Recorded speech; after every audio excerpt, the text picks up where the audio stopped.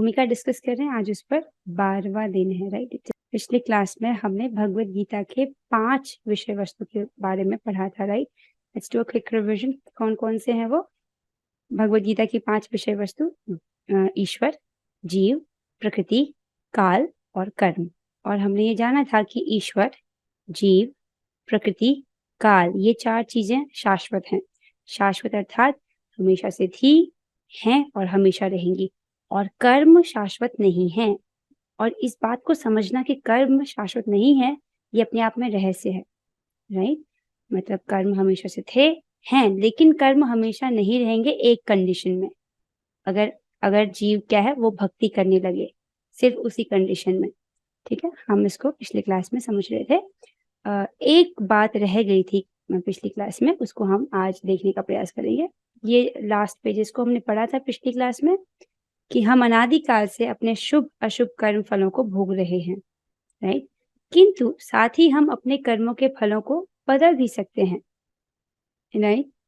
और कैसे बदल सकते हैं? यह परिवर्तन हमारे ज्ञान की पूर्णता पर निर्भर करता है। अब ये थोड़ा सा ये बात बहुत गहरी बोली प्रभुपाद जी ने, इसे समझते हैं। ठीक है, 3 गुणों से निर्मित होती है, सतोगुण, रजोगुण और तमोगुण। तो जीव जो होता है वो इन गुणों के प्रभाव में आकर के कुछ कार्यकलाप करता है, उनको कर्म कहते हैं। कि जीवात्मा जो है, लिविंग एंटिटीज, वो अपने आप को इंडिपेंडेंट सोच सकते हैं, लेकिन वो इंडिपेंडेंट नहीं है।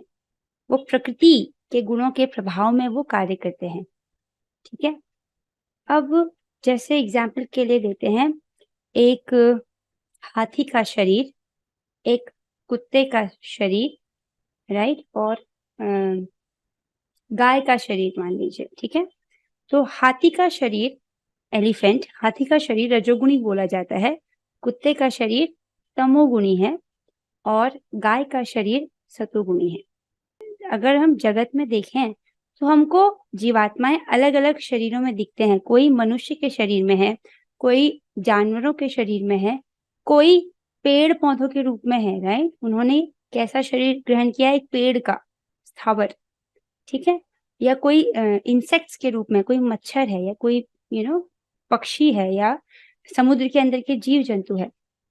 तो कोई सोच सकता है कि जीव तो भगवान का अंश है, राइट, भगवान का अंश है, तो ये अलग अलग शरीर कौन दे रहा है उसको? पक्का भगवान दे रहे हैं, ऐसा कोई सोच सकता है। अब इस तरह से सोचा जाए तो ऐसा दिख रहा है कि जैसे भगवान पार्शियलिटी कर रहे हो। अच्छा, ये वाला जीवात्मा मुझे अच्छा लगता है, इसको इंसान का शरीर दे दो, इसको मच्छर का शरीर दे दो, इसको कुत्ते का शरीर दे दो, इसको पेड़ का। बट अगर हम ऐसा सोचते हैं तो ये एकदम गलत है। ठीक है, भगवान बिल्कुल भी पार्शियलिटी या पक्षपात नहीं करते हैं। अब इसको समझते हैं।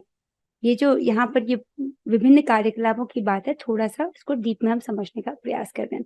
ये थोड़ा इंपॉर्टेंट है, इसलिए इसको ध्यान से समझिएगा।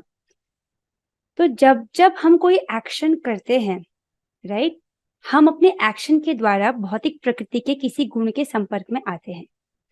फॉर एग्जाम्पल, यदि कोई व्यक्ति सुबह जल्दी उठता है तो वो सतोगुण के संपर्क में है। ठीक है, अगर किसी को सुबह जल्दी उठने की आदत है, इसका मतलब वो सतोगुण के संपर्क में ज्यादा रहता है, तो क्या होगा? उसका सतोगुण बढ़ेगा।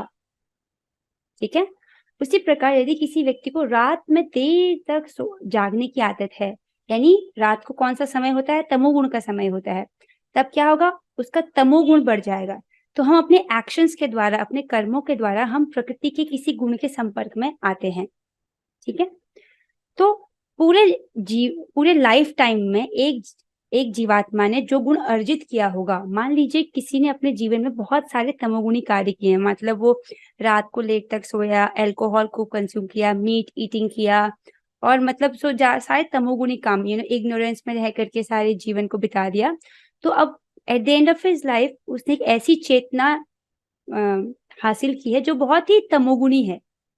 तो क्या होगा? उसको ऐसी अगले जन्म में ऐसी योनि प्राप्त होगी जो बहुत तमोगुणी योनि होगी। समझ रहे हैं? तो इसमें भगवान बस फैसिलिटेट करा रहे, फैसिलिटी प्रोवाइड करा रहे, पर भगवान सभी को, मतलब भगवान नहीं किसी को दे रहे हैं, राइट। ये जीव अपने कर्मों के हिसाब से उसको मिल रहा है। ठीक है। उसी प्रकार यदि किसी व्यक्ति ने अत्यंत सतोगुणी कार्य किए हैं, मतलब वो सुबह जल्दी उठा है, उसने सात्विक भोजन खाया है, ठीक है, और उसने काफी पुण्य कर्म किए अपने जीवन में, तो जैसे कि उसने खूब कुएं खुदवाए हैं, लोगों गरीबों को बहुत धन दिया है, सतोगुणी कार्य की बात हो रही है, यहाँ पर दिव्य स्तर की कार्य की बात नहीं कर रहे हम। तो as a result at the end of his life उसके पास जो कॉन्शियसनेस है वो बहुत सतोगुणी है, ठीक है। उसके क्या होगा एज अ रिजल्ट, उसको जो अगला जन्म मिलेगा वो बहुत ही सतोगुणी स्वरूप उसको मिलेगा, जैसे कि देवताओं का शरीर। तो जैसे हम जो लिविंग एंटिटीज हैं वो देवता भी बन सकते हैं, राइट। उसके लिए कुछ अनुष्ठान, उसके वैसे अनुष्ठान करने होते हैं, पर हम सभी को देवता नहीं बनना, right. We are actually aiming for the highest abode, not कि हम स्वर्ग पहुंच जाए, बिल्कुल नहीं, that is not our aim. This is just to, यहाँ पर सिर्फ उदाहरण समझाने के लिए बताया जा रहा है। तो हम अपने कर्मों के द्वारा प्रकृति के गुणों के संपर्क में आते हैं, राइट। तो सुबह से लेकर के शाम तक हम जो भी कार्य करते हैं, या तो वो सतोगुण होते हैं, या तो रजोगुण होते हैं, या तमोगुण होते हैं, या there is one special category जो होता है दिव्य कार्यकलाप, जिसके विषय में हम भगवत गीता में डिस्कस करेंगे। पर अब जिस वक्त आप ना सतोगुण में होते हो, ना रजोगुण में, ना तमोगुण में, राइट, वो तो हमको सीखना है भगवत गीता से। तो दिन भर में हम जो भी गुण अर्जित कर रहे हैं वो वास्तव में हम कमा रहे हैं उस गुण को, और at the end of our life जो गुण हमने, जिस प्रकार का चेतना हमने कमाई है, as which is a mixture of satoguna rajoguna तमोगुण, जो भी चेतना हमने कमाई है उसी प्रकार की योनि हमको मिलती है, ठीक है। अब समझ आ रहा है ये चीज। तो कोशिश ये करनी है कि हम सतोगुण में रहें, राइट। सो हम अनादिकाल से अपने शुभ अशुभ कर्म फलों को भोग रहे हैं। तो इस प्रकार जीव क्या करता है, अपने कर्मों के द्वारा वो भौतिक प्रकृति के गुणों के संपर्क में आता है, या तो सतोगुण अर्जित कर रहा होता है, या तमोगुण अर्जित कर रहा होता है, या रजोगुण अर्जित कर रहा होता है। उसी हिसाब से उसको योनियां मिलती हैं। भगवान इसको बस फैसिलिटेट कराते हैं जैसे, तो किंतु साथ ही हम अपने कर्मों के फल को बदल भी सकते हैं, और यह परिवर्तन हमारे ज्ञान की पूर्णता पर निर्भर करता है। This line is important to understand what is this ज्ञान की पूर्णता, राइट। अगर हम इसको समझें कि व्यक्ति जो भी कर्म करता है वो सतोगुण रजोगुण और तमोगुण के संपर्क में रहकर कार्य करेगा, तब क्या होगा, उसको वैसा ही शरीर मिलेगा, राइट। 84 लाख योनियों में से उसे एक योनि प्राप्त होगी, ठीक है। इस प्रकार तो वो भौतिक जगत में घूमता ही रह जाएगा। रजोगुणी कर्म करता है तो उसको धरती पर वापस आके कोई योनि एक्सेप्ट करनी पड़ेगी। तमोगुणी कार्य करता है तो उसको निम्नतर योनियों में जाना पड़ेगा, जैसे जानवरों के शरीर में चले गया, कुत्ता बन गया वगैरह, मच्छर बन गया, ऐसे कुछ। सतोगुणी कार्य करता है तो भी तो उसको मुक्ति नहीं मिल रही है, तो उसको क्या, उसको अच्छे घर में जन्म मिलेगा, या उसको ऊपर के लोगों में भेज दिया जाएगा, बट अभी भी तो भौतिक जगत में ही फंसा हुआ है। तो कुछ तो सोल्यूशन होगा इसका। ऐसे कर्म हम अनादिकाल से करते आए हैं, चाहे वो अच्छे हों या बुरे हों, ठीक है। लेकिन बताया जा रहा है हम इसको बदल सकते हैं, और वो हमारे ज्ञान की पूर्णता पर डिपेंड करता है। ज्ञान की पूर्णता कैसे आएगी, वो ज्ञान हमको भगवत गीता में सिखाया जाएगा, राइट। ये ज्ञान की क्या करना चाहिए क्या नहीं करना चाहिए, इस बात का विवेक होना जरूरी है, तभी तो वो डिसाइड कर पाएगा कि मुझे किस प्रकार के एक्शंस करने हैं। आप समझ रहे हैं। अगर व्यक्ति को पता ही ना हो, जीवात्मा को ये पता ही ना हो कि मैं किस प्रकार के एक्शंस करूं, तब वो क्या होगा, फंसता ही जाएगा अपने शुभ और अशुभ कर्म फलों में, वो फंसता ही जाएगा, राइट। तो इसीलिए ज्ञान की पूर्णता, पूर्ण ज्ञान होना जरूरी है उसको, ठीक है। हम विविध प्रकार के कर्मों में व्यस्त रहते हैं। इस बात को पीछे से लिंक कीजिए। प्रोपाल जी कहते हैं यदि कोई व्यक्ति ये जिज्ञासा नहीं कर रहा परब्रह्म के स्वभाव की, या ये जिज्ञासा नहीं कर रहा कि मैं दुख क्यों भोग रहा हूँ और मेरे इन दुखों का सोल्यूशन क्या है, तो उसके सारे कार्यकलाप कैसे हैं, असफल हैं। कहने का अर्थ हम व्यर्थ के कामों में व्यस्त हैं, समझ रहे हो। निसंदेह हम नहीं जानते कि किस प्रकार के कर्म करने से हम कर्मफल से मुक्ति प्राप्त कर सकते हैं। ये लाइन हमने पिछली क्लास में समझ ली थी, राइट, कि अगर हम अच्छे कर्म करें तो हम फंसेंगे, बुरे कर्म करें तो हम फंसेंगे। बुरे कर्मों के बुरे फल, अच्छे कर्मों के अच्छे फल, राइट। अच्छे फल भोगने में क्या दिक्कत है, अच्छे फल भोगने के लिए भी हमको एक शरीर एक्सेप्ट करना पड़ेगा, और शरीर के साथ 4 प्रॉब्लम्स होती हैं, जन्म मृत्यु जरा व्याधि, राइट। तो हम ये भगवत गीता में इसको अच्छे से समझेंगे कि कैसे हम कर्म के बंधन से अपने आप को मुक्त कर सकते हैं, ठीक है। This is very serious actually. अगर हम इसको नहीं समझेंगे तो क्या होगा, अगर हम इसको नहीं समझेंगे, अनादिकाल से हम इस भौतिक जगत में फंसे हैं, हम यहाँ फंसे ही रहेंगे, वापस से हमको जन्म मृत्यु जरा व्याधि की प्रॉब्लम्स फिर से झेलनी पड़ेंगी और पता नहीं कब कौन से जन्म में फिर से हमको भगवत गीता ऐसे सीखने का मौका मिलेगा। तो दिस इज वेरी सीरियस। मतलब आपका पूरा हमारा पूरा जीवन और आगे का भविष्य इस बात पर डिपेंड करता है कि हम इसको अच्छे से सीखें। आज हमें यहाँ से पढ़ना है। सो ईश्वर अर्थात परम ईश्वर परम चेतना स्वरूप है। जीव भी ईश्वर का अंश होने के कारण चेतन है। जीव तथा भौतिक प्रकृति दोनों को प्रकृति बताया गया है, अर्थात वे परमेश्वर की शक्ति हैं। किंतु इन दोनों में से केवल जीव चेतन है और दूसरी प्रकृति चेतन नहीं है, यही अंतर है। बेसिकली इस पैराग्राफ में आपको क्या समझाया जा रहा है कि जो जीव है, हमने पिछले क्लास में ये डायग्राम समझा था, राइट, कि भगवान की अपरा प्रकृति और परा प्रकृति, राइट। अपरा प्रकृति अर्थात भगवान की निम्न शक्ति, वो कौन है? भौतिक प्रकृति। और परा प्रकृति अर्थात भगवान की उच्च शक्ति, वो क्या है? जीव। जीव कौन है? भगवान के अंश है। ये हमने पिछली क्लास में समझा था। अभी इस पैराग्राफ में प्रभुपाद जी बता रहे हैं कि जो अपरा प्रकृति है, यानी कि जो भौतिक प्रकृति है, वो अचेतन है, मतलब इट्स नॉट कॉन्शियस, ठीक है। लेकिन जो जीव है वो चेतन है, उनमें भगवान जैसी चेतना है। फॉर एग्जाम्पल, ये जो कैमरा है, भले ही ये कैप्चर कर रहा है आपको, लेकिन कैमरा इस बारे में कॉन्शियस नहीं है कि आप उसको देख रहे हो, राइट। तो जो ये चेतना है, ये आत्मा का स्वभाव है, तो ये जीवों में होती है, ये भौतिक प्रकृति में ये चेतना नहीं होती है, ठीक है। फॉर एग्जाम्पल, ये लैपटॉप कैसा है? जड़ है, इसमें कोई चेतना नहीं है, ठीक है। लेकिन जीव, लिविंग एंटिटी में चेतना होती है। ये यहाँ पर समझाया जा रहा है कि जीव तथा भौतिक प्रकृति दोनों को प्रकृति बताया गया है, ये हम जानते हैं, अर्थात वे परमेश्वर की शक्ति हैं, राइट। ये हम पिछली क्लास में पढ़ चुके हैं। दोनों भगवान की शक्ति हैं। प्रकृति का अर्थ होता है शक्ति, दोनों भगवान की शक्ति हैं। आगे, किंतु इन दोनों में केवल जीव चेतन है और दूसरी प्रकृति चेतन नहीं है, इतना ही बोला जा रहा है। I hope you got it. जीव क्या है? चेतन है, और जो भौतिक प्रकृति है वो चेतन नहीं है, अर्थात अचेतन है। इसीलिए जीव प्रकृति परा या उत्कृष्ट कहलाती है, क्योंकि जीव भगवान जैसी चेतना से युक्त है। क्योंकि जीव चेतन है और ये भगवान जैसी चेतना से युक्त है, इसीलिए इसको उत्कृष्ट कहते हैं, उत्कृष्ट या पराशक्ति बोलते हैं। लेकिन भगवान की चेतना परम है, और किसी को यह नहीं कहना चाहिए कि जीव भी परम चेतन है। This would be a wrong, बहुत गलत हो जाएगा अगर हम ये सोचें कि जीव भी परम चेतन है। That would be a very wrong understanding. I think हम इसको पिछले क्लासेस में समझ चुके हैं। क्या बोला जा रहा है यहाँ पर कि जीव चेतन है, मतलब living entity has this property of consciousness. जैसे फॉर एग्जाम्पल, अभी आपको ये पता है कि आप हो, मैं हूं, right, I am, this consciousness is called as chetna. आपको पता है ये मैं हूं, किसी ने आपको बताया नहीं है, बट ये कैमरा ये चीज नहीं कर सकता। ये कैमरा एकदम जड़ है, इसके पास ये आई एम वाली कॉन्शियसनेस नहीं है, राइट। तो ये जो कॉन्शियसनेस है, ये सभी लिविंग एंटिटीज में होती है, ये चेतना सभी जीवात्माओं में होती है, और ये भगवान जैसी चेतना से युक्त है। लेकिन ये नहीं सोचना चाहिए कि जीव परम चेतन है। भगवान परम चेतन है, जीव चेतन है, कि जो जीवात्मा है वो सिर्फ इस बारे में कॉन्शियस है कि उसके पूरे शरीर में क्या हो रहा है। बस मैं सिर्फ अपने ही विचारों को समझ सकती हूँ, राइट। मेरे शरीर में क्या हो रहा है ये जान सकती हूँ, मैं क्या सोच रही हूँ ये जान सकती हूँ, लेकिन आप क्या सोच रहे हो ये मुझे नहीं पता, राइट। और दुनिया में लोग क्या सोच रहे हैं ये भी नहीं पता। लेकिन भगवान को एक ही समय में पूरे ब्रह्मांडों के सभी जीव क्या सोच रहे हैं, क्या इच्छा कर रहे हैं, उनके पिछले जन्मों के क्या कर्म रह चुके हैं, उनको सब पता है। तो वो परम चेतन है, लेकिन हम सभी जीव क्या है? चेतन है। That is the difference, right. ये बोला जा रहा है।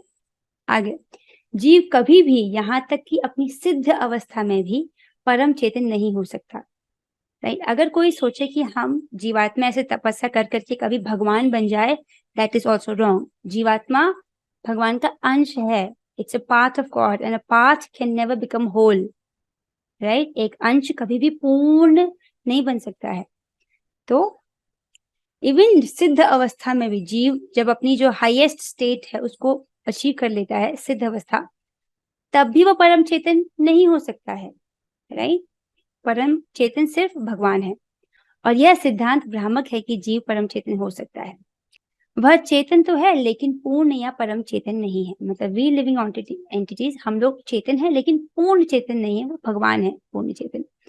जीव तथा ईश्वर का अंतर भगवत गीता के 13वें अध्याय में बताया गया है। ये हम बहुत डिटेल में पढ़ेंगे, what's the difference between us and God. ठीक है, ईश्वर क्षेत्रज्ञ या चेतन है जैसा कि जीव भी है, लेकिन जीव केवल अपने शरीर के प्रति सचेत रहता है, जबकि भगवान समस्त शरीरों के प्रति सचेत रहते हैं। आई थिंक ये आप समझ चुके हो, राइट? तभी भगवान जो है वो पर ब्रह्म है, क्योंकि वो सभी के प्रति सचेत है, लेकिन हम ब्रह्म हैं, राइट? हम केवल अपने शरीर के प्रति सचेत हैं। बेसिकली जब हम भगवत गीता को पढ़ते हैं, हमको संबंध, अभिधेय और प्रयोजन, ये ज्ञान पता होना चाहिए। वेरी इंपॉर्टेंट, इसको चाहो तो आप लिख सकते हो। हमको संबंध, अभिधेय और प्रयोजन, ये तीन चीजें बहुत अच्छे से पता होनी चाहिए। तो आज हम सीख रहे हैं संबंध ज्ञान। तो क्या है ये? भगवान और भौतिक प्रकृति के बीच में क्या संबंध है, पहले हम ये समझते हैं। तो जो भौतिक प्रकृति है वो भगवान की अध्यक्षता में कार्य करती है। भगवान भौतिक प्रकृति को नियंत्रण करते हैं, भगवान कंट्रोल करते हैं भौतिक प्रकृति को, राइट? भौतिक प्रकृति भगवान नहीं है, राइट? और भगवान भौतिक प्रकृति नहीं है। ना कभी भौतिक प्रकृति भगवान हो सकती है, ना भगवान कभी भौतिक प्रकृति हो सकते हैं। ठीक है, वेरी सिंपल। ठीक है, यहाँ पर कुछ लोग गलत ये समझ जाते हैं, वो ये सोचते हैं कि जब कृष्ण भगवान धरती पर अवतार लेते हैं तब वो भौतिक प्रकृति का आश्रय लेते हैं और एक मनुष्य का शरीर धारण करते हैं, जो कि एक गलत अंडरस्टैंडिंग है। भगवान कभी भी भौतिक प्रकृति का आश्रय नहीं लेते, राइट? सो भगवान भौतिक प्रकृति कभी नहीं है। ठीक है, बहुत सारे लोग यहीं पर सिद्धांत में गड़बड़ कर देते हैं, सो वी आर ट्राइंग, आप यहीं से समझ लीजिए। अभी ये जो भौतिक प्रकृति और जीव है, इनमें क्या रिलेशन है? जीव भगवान का अंश है, राइट? इसको परा प्रकृति कहते हैं, भौतिक प्रकृति अपरा प्रकृति है। भौतिक प्रकृति एक्चुअली जीवों को कंट्रोल करती है। कैसे? अपनी त्रिगुणात्मक शक्ति से, रजोगुण, तमोगुण और सतोगुण से। सतोगुण, रजोगुण, तमोगुण से ये जीव को कंट्रोल करती है। ठीक है, जीव भले सोचे कि अरे मैं तो स्वतंत्र हूँ। बद्ध अवस्था में जीव नॉर्मली ये सोचता है कि मैं इंडिपेंडेंट हूँ, जबकि ऐसा बिल्कुल नहीं है। वो अपने अज्ञान के कारण इस बात को नहीं देख पाता है। ठीक है, पर वास्तव में वो हमेशा भौतिक प्रकृति के कंट्रोल में रहता है। ठीक है, अब यहाँ से आते हैं जीव और भगवान, इनके बीच में क्या संबंध है? जीव जो है वो भगवान के अंश है, राइट?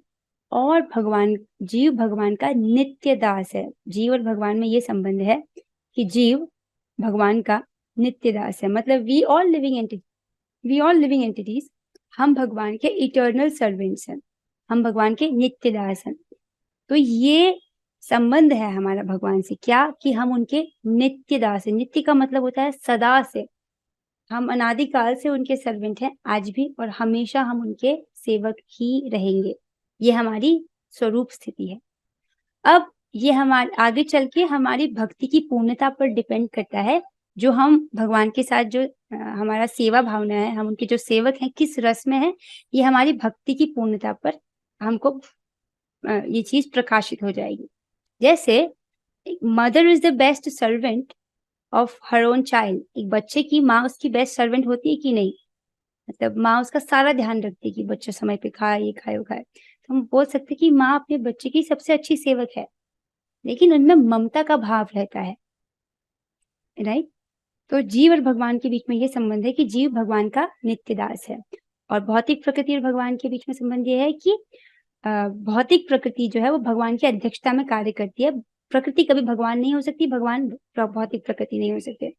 तो क्योंकि चीजें ऑटोमेटिक होती हुई दिखाई देती है, तो बहुत सारे लोग ये गलती करते हैं, वो ये सोचते हैं कि भौतिक प्रकृति ही भगवान है। That is wrong.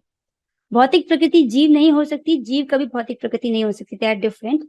सिमिलरली जीव कभी भगवान नहीं बन सकता और भगवान जीव नहीं है।